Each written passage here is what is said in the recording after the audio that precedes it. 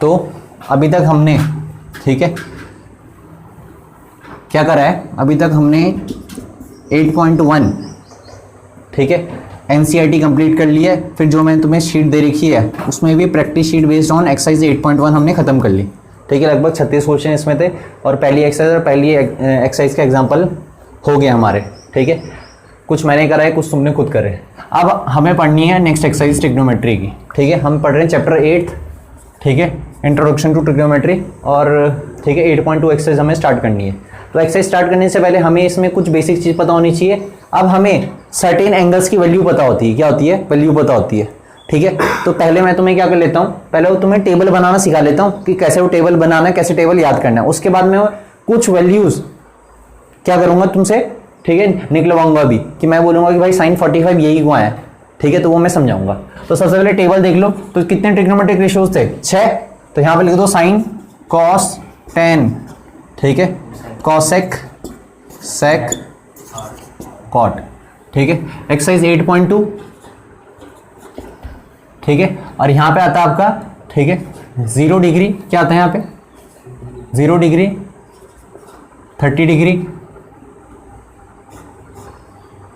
45 degree, 60 degree और 90 degree, ठीक है। आगे भी होते हैं, ठीक है, लेकिन हमने इस साल सिर्फ 0 से 90 तक पढ़ना है, ठीक है। एक दो जगह तुम्हारा आगे भी आएगा, लेकिन वो वहाँ पे तुम्हें मेंशन रहेगा, और नहीं मेंशन रहेगा तो मैं तुम्हें बता दूंगा कि भाई इसकी वैल्यू इतनी होती है, और वो याद कर लेना, ठीक है। वो ज़्यादातर मेंसुरेशन में आएगा, क्या आएगा, मेंसुरेशन भी थोड़ी बहुत ट्रिग्नोमेट्री काम आएगी। अब साइन मैंने कहा था बिना एंगल के एग्जिस्ट नहीं करेगा, तो जब साइन थीटा का काम कौन करेगा, 0 डिग्री, तो साइन 0 डिग्री होता है 0, ठीक है। ऐसे ही साइन 30 होता है हाफ। अब ये होते क्यों है इसका मैं कारण अभी बताऊंगा इसके बाद, ठीक है। फिर साइन 45 होता है 1/√2, फिर साइन 60 होता है, ठीक है, √3/2, फिर साइन 90 होता है 1, ठीक है।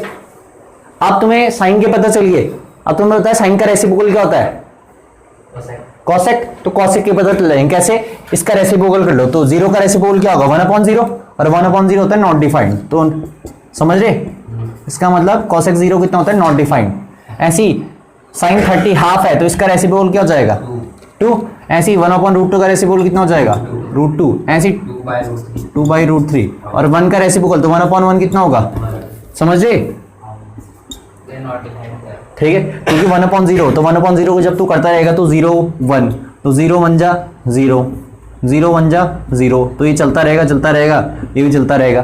तो इसको हम फिक्स नंबर नहीं बता सकते ना कितना है, ठीक है, तो इसीलिए क्या है, ठीक है ना, ठीक है। कुछ ऐसी चीजें रहेंगी, मैंने तुम्हें पिछले वाली बताई जो इनडिटरमिनेट फॉर्म से रहती हैं, वो तुम आगे पढ़ोगे, ठीक है। ऐसे 0 का स्क्वायर आता है तो तुम 0 लिख देते हैं, हाँ वो अलग चीज है ना, ठीक है, वो अलग चीज है, ठीक है, और वो अलग चीज है, ठीक है। तो वहां जाके तुम्हें ज्यादा क्लियरिटी आएगी कि हम क्या गलत करते थे। अभी तो तुम कुछ भी लिख दो, कोई दिक्कत नहीं, ठीक है, समझे। तो अभी तुम पे ज्यादातर ऐसे कभी आएगा भी नहीं, ठीक है।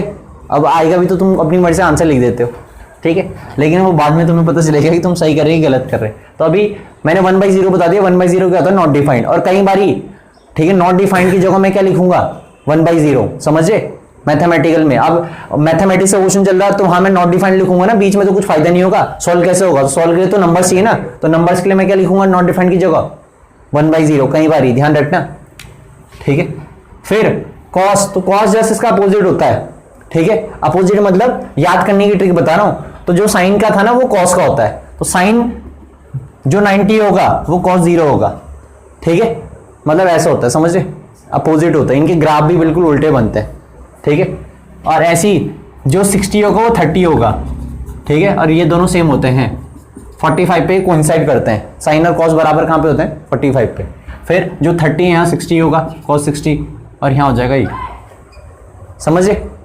अब 10 का फॉर्मूला क्या होता है, साइन बाई कॉस बताया था, एक फॉर्मूला बताया था ना, तो 10 0, तो 0/1 कितना हो जाएगा, 0।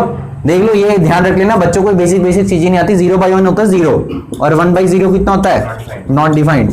ये नोट कर लेना अगर नहीं पता तो, ठीक है, गलती मत करना बार बार, ठीक है। और मैंने थियोरेटिकली पूछ लिया कि 1/0 कितना होता है, तो आंसर आना चाहिए फिर, ठीक है, क्लियर है। अब 10 30, अब 10 30 कितना होगा, साइन 30 अपॉन कॉस 30, तो डिवाइड कर दो, तो 2 से 2 कटेगा तो कितना बचेगा, तो tan 30 होता है 1/√3। ऐसे ही दोनों को डिवाइड करोगे तो कितना आएगा 1। ऐसी ABCD फॉर्मूला की 2 से 2 कटेगा तो कितना आएगा √3 और 1/0 कितना होता है, तो tan 90 होता है नॉट डिफाइंड। ठीक है, अब तुम्हें 10 पता चल गया तो 10 का उल्टा क्या होता है, रिवर्स रेसिप्रोकल क्या होता है cot, तो cot भी पता चल जाएगा कैसे। ठीक है, 0 का रेसिप्रोकल क्या होगा 1/0, तो 1/0 कितना हो जाएगा, तो cot 0 होगा नॉट डिफाइंड। ठीक है, फिर 1/√3 का रेसिप्रोकल √3, 1 का रेसिप्रोकल 1 और √3 का रेसिप्रोकल और 1 का नॉट डिफाइंड का रेसिप्रोकल, तो 1/नॉट डिफाइंड कितना होगा बताओ। ठीक है, 0, क्यों, अब देखो ये 1 है, नॉट डिफाइंड की जगह 1/0 लिखूंगा, ये 0 इसके साथ मल्टीप्लाई आएगा तो 0/1, तो 0, तो 1/नॉट डिफाइंड क्या होता है 0, समझा दिया कैसे। ठीक है, तो 1/नॉट डिफाइंड कितना हो जाएगा 0, तो ये तुम समझ लेना। ठीक है, यहां पे लिख देता हूं मैं 0। अरे ठीक है, अब तुम खुद बताओ कॉस भी तो निकाल दिया था, तो कॉस का हाँ ठीक है, मैंने कल तुम्हारे साथ भी बताया था और कल भी बताया था। ठीक है, और प्रूफ भी बताया था कि tan theta equals sin theta by cos theta कहां से आता है। ठीक है, ऐसी sec किसका रेसिप्रोकल होता है, ठीक है cos का, तो 1 का रेसिप्रोकल कितना हो जाएगा 1, इसका रेसिप्रोकल क्या हो जाएगा 2/√3, इसका रेसिप्रोकल क्या हो जाएगा √2 और इसका रेसिप्रोकल कितना हो जाएगा 2 और इसका हो जाएगा नॉट डिफाइंड। ठीक है, या दूसरी भाषा में ऐसे भी कह सकते हो, जो cosec का आया ना वो उसका जो यहाँ 1 आएगा 1, ऐसे भी होता है, लेकिन ऐसे में बेकार है। ज्यादातर जो मैंने तुम्हें समझाया रेसिप्रोकल वाला वो बेटर है। अगर तुम्हें sec 30 लाना, अगर तुम्हें cos 30 लाना है तो sec 30 भी लाना है, रेसिप्रोकल कर दो दिमाग में। ठीक है, तो ऐसे करके आसान हो जाता है। वैसे किस सीक्वेंस में लिखते हैं sin cos tan, ऐसे sequence wise cot sec cosec या cosec sec cot। ठीक है, तो सीक्वेंस वाइज ऐसे कुछ सीक्वेंस नहीं है इसका, लेकिन मैं ज्यादातर इसी सीक्वेंस में लिखता हूँ sin cos tan cosec sec cot। ठीक है, जैसे उसमें पढ़ने हाँ, ऐसे वैसे कोई सीक्वेंस नहीं है इसका, ऐसे में तो वैसे में तो सीक्वेंस है जो तुमने बता रखा। ये क्लियर है, तो ये आपकी टेबल है, ये आपको टेबल क्या होनी चाहिए, ये टेबल आपको, ठीक है क्या, हाँ बिल्कुल, लेकिन आपको टेबल नहीं बनानी। कई बच्चे बोलते हैं कि भैया हम तो टेबल बनाएंगे, ठीक है, तो टेबल बनाते ही रह जाएंगे। ठीक है, आपको वैल्यू लर्न होनी चाहिए। ठीक है, इसके चक्कर मत रहना कि मैं पेपर में पहले टेबल बनाऊंगा फिर मैं इसकी वैल्यू लिखूंगा। ठीक, हाँ, अब वो तुम्हारी हेडेक है। ठीक है, तुम 3 रन करो, तुम कितने रन करो, बस तुम्हें आना चाहिए। ठीक है,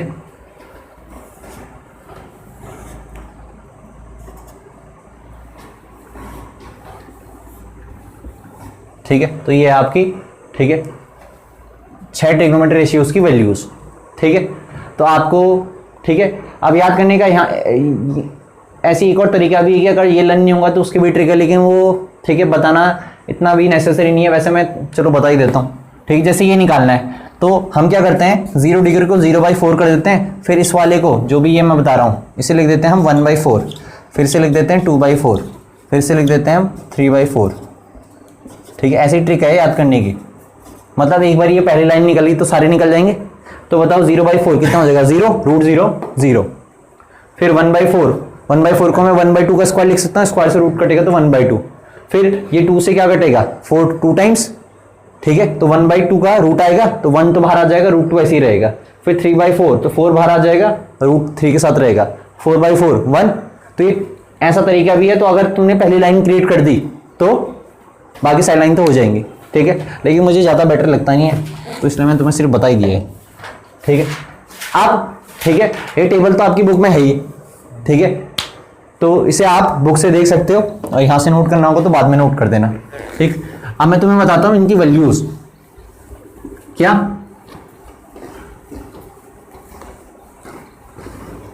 तो मैं सबसे पहले 45 बताता हूँ। ठीक है, कि 45 की वैल्यूज ये क्यों आई, जितने भी 45 डिग्री की थी ना, तो हम क्या कर रहे हैं, सारे 45 डिग्री की वैल्यू निकाल रहे हैं। मतलब sin 45, cos 45, tan 45, sec 45 और cosec जितने भी है सबकी 45 की वैल्यूज निकालेंगे। तो उसके लिए तरीका क्या, जरा ध्यान से देखना। ठीक है, अब ट्रिग्नोमेट्री में मैंने समझा रखा, ट्रिग्नोमेट्री में क्या होना चाहिए, एक राइट एंगल होना चाहिए। तो राइट एंगल तो हो गया। अब मान लीजिए अगर ये 45 डिग्री है एग्जाम्पल के लिए, तो फिर ये भी 45 होगा। अरे होगा ना, मैं 45 डिग्री का एंगल निकालने का क्या कर रहा हूँ, तरीका बता रहा हूँ तुम्हें। ठीक है, क्योंकि कहीं एग्जामिनेशन में ना, वैसे तो अभी तक कभी सीबीएसई नहीं पूछा, लेकिन सॉरी, तो एक बारी कोई कॉम्पिटिशन एग्जाम था तो उस बंदे का इंटरव्यू था। ठीक है, तो इंटरव्यू था तो उसके इंटरव्यू में क्या बोला पहले उससे ऐसे ही पूछ लिया कि चेक करने के लिए भाई इसे टेबल लाइन है कि नहीं ट्रिग्नोमेट्री की, ठीक है, क्योंकि वो 10th लेवल का एग्जाम था, ठीक, मतलब 10th के टॉपिक्स आते हैं उस पर। तो उससे टेबल के वैल्यूज पूछी थी, उसने सारी बता दी, सेक 45 सब जल्दी जल्दी बता दिया। फिर जो इंटरव्यूअर था, ठीक है, उसने बोला कि अच्छा ये बताओ कि सेक 45 1/√2 कैसा होता है, ये प्रूव कर दो, ठीक है। तो उसमें शीट दी होगी, ले प्रूव कर, तो वो नहीं कर पाया, ठीक है। तो आपको पता भी होना चाहिए, समझे। तो सेक 45 1/, या जरूरी नहीं कुछ भी पूछा होगा, सेक 45 जो भी पूछा होगा तो आपको पता होना चाहिए, ठीक है। तो हम 45 डिग्री सीख रहे हैं सबके, ठीक। तो मैंने कहा कि अगर एक 90 डिग्री होगा तो अगर ये एंगल 45 है तो ये कितना हो जाएगा, ये भी 45 हो जाएगा। आप खुद बताओ, इसका नाम दे देते हैं, इसका नाम क्या दे दे, ABC, ठीक है। अब तुम खुद बताओ, अगर ये 45 ये 45 तो ये दोनों साइड बराबर होंगी। अगर दो एंगल इक्वल है तो उनके सामने वाली साइड भी तो इक्वल होती है, अरे होती है कि नहीं। अब मैंने इसे मान लिया, ठीक है, क्या मान लिया इसे, ठीक है, इसे मान लिया x, क्या मान लिया इसे, BC की लेंथ को कितना मान लिया, x यूनिट्स, अरे मान सकते हैं। तो ये भी कितना हो जाएगा, x हो जाएगा, ठीक है। अब पाइथागोरस से हम लगाएंगे तो AC कितना निकल जाएगा बताओ, यूजिंग PGT इन ट्राइंगल, किस ट्राइंगल में लगाए PGT, इन ट्राइंगल ABC। तो ABC में PGT लगाए तो ये हाइपोटेन्यूस ही तो है, तो हाइपोटेन्यूस का स्क्वायर किसके बराबर आ जाएगा, x² + x², तो ये कितना आ जाएगा 2x², और यहां पे क्या आ जाएगा, ये 2x² आएगा, ठीक है ना, क्योंकि ये स्क्वायर से यहाँ रूट लगा दिया, स्क्वायर था ना यहाँ रूट लगा दिया। अब ये कितना आ जाएगा बताओ, √2 × x हो जाएगा ये, अरे हो जाएगा ये। तो मतलब हाइपोटेन्यूस x बाहर निकला सिर्फ √2, क्योंकि 2 तो सिंगल पावर है ना, ठीक है। तो मैंने हाइपोटेन्यूस भी निकाल दिया, ठीक है। अब खुद बताओ, अब तुम यहाँ से कोई सा भी एंगल ले लो, ठीक है, जैसे 45 लेना ना हमें, तो यहाँ ले लो, ठीक है। तो इस एंगल को लिया मैंने, ठीक है, मैंने ये एंगल ले लिया, कोई सा भी ले सकते हो, दोनों 45 है। तो खुद बताओ sin 45, अब कौन सा 45, ये वाला देख लो, ये वाला देख लो, जो भी इच्छा है, क्योंकि उसमें तो सेम ही है ना। तो ये देख लिया मैंने, तो sin 45, तो sin 45 क्या होगा, परपेंडिकुलर अपॉन, ठीक है, हाइपोटेन्यूस। तो परपेंडिकुलर कितना है x, और हाइपोटेन्यूस कितना है √2x, तो x से x कटेगा, तो इसीलिए sin 45 1/√2 आता है। समझ में। ऐसी cos 45, तो एंगल में यही देख रहा हूँ बार बार, ठीक है। cos 45 क्या होगा, बेस अपॉन हाइपोटेन्यूस, तो 45 का बेस कितना है x, और हाइपोटेन्यूस कितना है √2x, तो ये भी इसलिए 1/√2 आता है, समझ रहे। फिर tan 45, अब tan 45 फिर से एंगल ये 45 देखा, तो क्या हो जाएगा, परपेंडिकुलर अपॉन बेस, तो x/x कितना हो जाएगा 1, तो इसलिए tan 45 1 होता है, ठीक है। और बाकी तो तुम कर ही लोगे, ठीक है। cosec, तो cosec 45 की क्या होगा, हाइपोटेन्यूस अपॉन परपेंडिकुलर, तो इस 45 के लिए हाइपोटेन्यूस कितना है √2x, और ठीक है परपेंडिकुलर कितना है x, तो कितना आ गया √2, फिर sec 45, ठीक है, बिल्कुल कर सकते हैं, लेकिन मैं तुम्हें इस तरीके से बता रहा हूँ, वो बिल्कुल तू कर सकता है, सही बात है, ठीक है। sec 45, तो sec 45 कितना होगा, हाइपोटेन्यूस अपॉन बेस, तो हाइपोटेन्यूस कितना है तेरा √2x/x, तो ये हो गया √2, ठीक है। तुम्हारे टीचर बहुत मुश्किल से बताएंगे, बहुत कम स्कूलों के टीचर बताएंगे कि ये कैसे आते हैं, ठीक है। तो sec 45, ठीक है, और बचा cot 45, तो cot 45 क्या होगा, बेस अपॉन परपेंडिकुलर, तो इस 45 के लिए बेस कितना है x, और परपेंडिकुलर कितना है x, ठीक है। तो ये हो जाएगा 1, तो ये 45 की वैल्यूज टेबल में ये लिखाई होगी, ठीक है। इसके बाद हम सीखेंगे 30 एंड 60, ठीक है। तो पहले से नोट करो, नहीं मतलब एक ही ट्राइंगल से निकलते हैं। अब इसमें तो एंगल ऐसे निकल गया ना 40 और 45, अगर मैं 90 से लूंगा, इसे 30 लूंगा, तो ये 60 निकलेगा, तो एक ही ट्राइंगल से क्या हो जाएंगे, दोनों खत्म हो जाएंगे, सबके निकल जाएंगे 90 के। अब ठीक है, ये तुमने 45 डिग्री के देख लेना सारे, मैंने तुम्हें निकाल के दिखा दिए। अब मैं तुम्हें बताऊंगा 30 डिग्री एंड 60 डिग्री, क्या 30 डिग्री और 60 डिग्री। तो जरा हम सीखेंगे 30 डिग्री एंड 60 डिग्री के हम एंगल कैसे फाइंड आउट कर सकते हैं। फिर इसमें क्या करा, जरा ध्यान से देखना, ये कोई ट्राइंगल लिया, ठीक है, जरा ध्यान से सुनते रहना मेरी बातें, ठीक है, तब समझ में आएगा, नहीं तो नहीं समझ में आएगा, ठीक है। ABC को ट्राइंगल ले लिया, ठीक है, ये कैसा ट्राइंगल ले लिया मैंने, इक्विलेटरल ट्राइंगल ले लिया, ठीक है।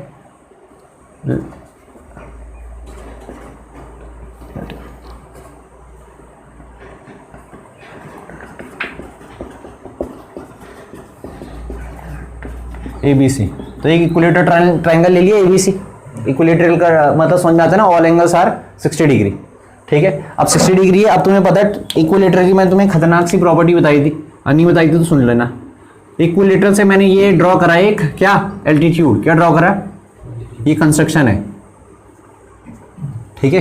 तो मैंने इसमें क्या कर दिया, draw an altitude, draw an altitude क्या AD ऑन BC, ठीक है। अब जरा ध्यान सुन लेना जो मैं बात बता रहा हूं, अगर कभी भी इक्विलेटरल ट्राइंगल पे, ठीक है, क्या डालेगा एल्टीट्यूड, तो वह एल्टीट्यूड किसकी तरह बिहेव करता है, परपेंडिकुलर बाइसेक्टर की तरह बिहेव करता है, और इसका रीजन है कॉन्ग्रुएंसी। कैसे, ठीक है, तुम कॉन्ग्रुएंसी से इसे क्या कर सकते हो, ठीक है, ये 90 डिग्री है, ठीक है, ये 90 डिग्री है, ठीक है, ये क्या है, ये दोनों साइड इक्वल होंगी क्योंकि इक्विलेटरल ट्रायंगल साइड इक्वल होती हैं, ठीक है, और ये कॉमन हो जाएगा, तो राइट एंगल हाइपोटेन्यूस साइड से दोनों ट्रायंगल कॉन्ग्रुएंट हो जाएंगे, तो भाई CPCD से ये और ये बराबर आ जाएगा। तो मैंने पिछली बार बताया था कि भाई एल्टीट्यूड किसकी तरह बिहेव करता है, परपेंडिकुलर बाइसेक्टर की तरह बिहेव करता है इन एन इक्विलेटरल ट्रायंगल, ठीक है, और बाइसेक्ट तो करेगा इक्वल हिस्सा में बांटेगा, ठीक है। तो ये और ये बराबर हो जाएंगे, समझे क्यों बराबर हो जाएंगे, जो मैंने तुम्हें बताया कि ये परपेंडिकुलर बाइसेक्टर की तरह बिहेव करती है एल्टीट्यूड, ठीक है।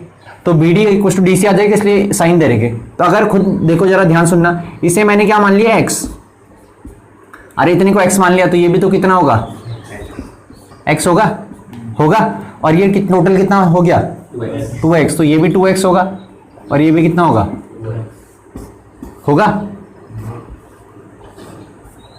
तो ये मैंने तुम्हें बता दिया, ठीक है। अब तुम खुद बताओ, ठीक है। तो ये एंगल भी क्या करता है, एंगल को भी डिवाइड कर देगा। अरे जब ये दोनों ट्रायंगल कॉन्ग्रुएंट कर दिया तो this equal to this angle हो जाएगा ना, ये तो दोनों पहले से इक्वल एंगल है, ये भी इक्वल एंगल, तो बचा हुआ एंगल भी तो इक्वल ही होगा, समझे। तो इसका मतलब ये एंगल बराबर है, तो टोटल एंगल कितना था, टोटल एंगल 60 था ना ये, तो ये इतना एंगल कितना आ जाएगा, ये दिख रहा है, ये एंगल आ जाएगा 30 डिग्री, आ जाएगा 30 डिग्री, और ये भी कितना आ जाएगा, समझ रहे कैसे। अब जिस ट्राइंगल की मैं बात करूं सिर्फ उसी को देखना, दूसरे को मत देखना, ठीक है। इन ट्राइंगल, ठीक है, ADB दिख रहा है, ADB, ठीक है, तो यहां पे भी बना देता हूं जिससे तुम्हें और क्लियरिटी हो जाए, ठीक है। तो ये है 2x, ये है x, सही बात है, और इसका नाम दे दिया A, इसका नाम दे दिया D, इसका नाम दे दिया B।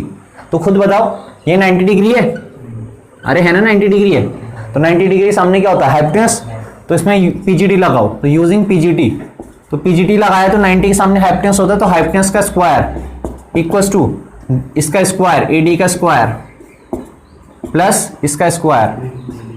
अब खुद बताओ 2x का स्क्वायर कितना हो जाएगा 4x स्क्वायर, ये x स्क्वायर को इधर भेजो तो माइनस का x स्क्वायर इक्वल्स टू कितना आ गया AD का स्क्वायर, समझे।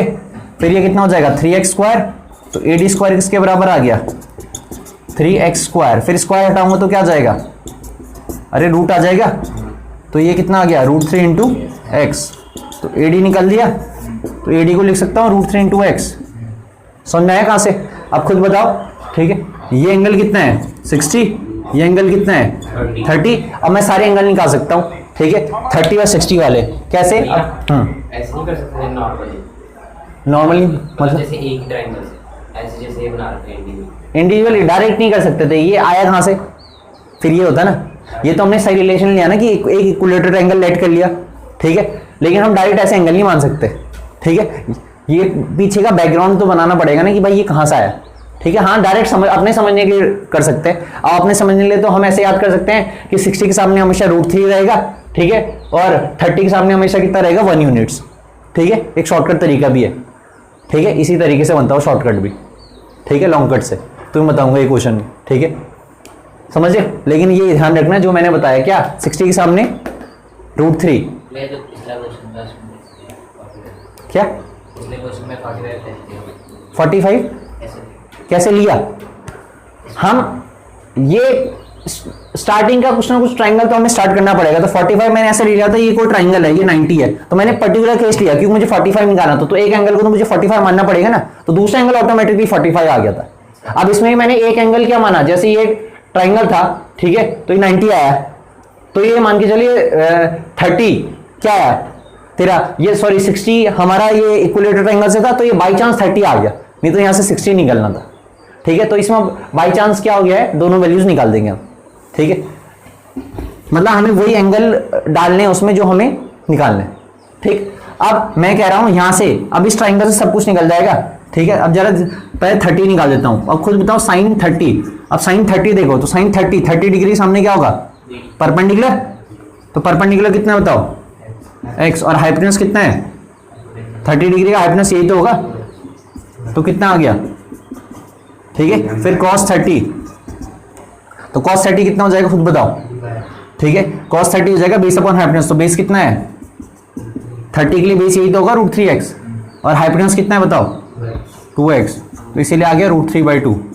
ठीक है, और tan 30, तो tan 30 कितना होता है, tan 30 होता है परपेंडिकुलर अपॉन बेस, तो x अपॉन √3x, तो 1/√3। समझे, ऐसी बाकी और निकालोगे। sin 30 के बाद क्या निकालोगे, cosec 30, तो cosec 30 क्या हो जाएगा हाइपोटेनस, तो 30 के लिए हाइपोटेनस कितना है 2x, और 30 के लिए बेस की सॉरी परपेंडिकुलर कितना है 30 के लिए x, तो 2 निकल जाएगा। ऐसी बाकी तुम खुद निकाल देना, कोई बड़ी बात नहीं होता। ठीक है, अब इसके बाद बताता हूं मैं 60 के लिए, किसके लिए 60 के लिए। अब 60 के लिए तो sin 60, अब खुद बताओ sin 60, तो sin 60, तो sin 60 के लिए 60 साइन का फॉर्मूला होता है परपेंडिकुलर पर, तो सॉरी परपेंडिकुलर अपॉन हाइपोटेनस, तो 60 का परपेंडिकुलर कितना है √3x, और हाइपोटेनस कितना है 2x, तो कितना आ जाएगा √3/2। फिर ऐसी cos 60, तो cos 60 बताओ, cos 60 क्या हो जाएगा बेस अपॉन हाइपोटेनस, तो 60 के लिए बेस कितना है x, और हाइपोटेनस कितना है, तो कितना आ गया। ठीक है, फिर tan 60, अब tan 60, तो 60 के लिए तो tan का फॉर्मूला परपेंडिकुलर अपॉन बेस, 60 के लिए परपेंडिकुलर कितना है √3x, और बेस कितना है x, तो x कटेगा √3 आ जाएगा। ऐसी बाकी और खुद निकाल देना 60 के, तो मैच कर लेना, सारे जो भी हमने डायरेक्ट लिखे थे ना वो यहाँ से आते हैं। ठीक है, अब बच्चे 0 डिग्री 90 डिग्री वो मैं इसके बाद समझाता हूँ, पहले इतना नोट करो। मतलब ये एग्जाम में आ सकता है।